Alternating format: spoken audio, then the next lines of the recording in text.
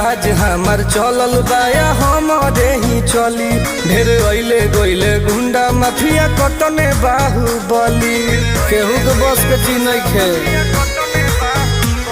इहा राज हमार चलल बाया हमारे ही चली ढेर अइले गइले गुंडा माफिया कटने बाहुबली मार के गोली बंद कदम बोली हरदम ला सुता दे।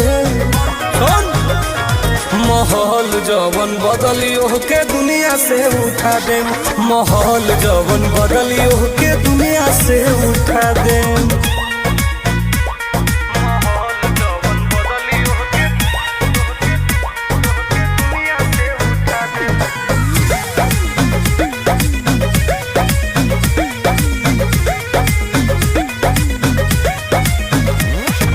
पुलिस प्रशासन सर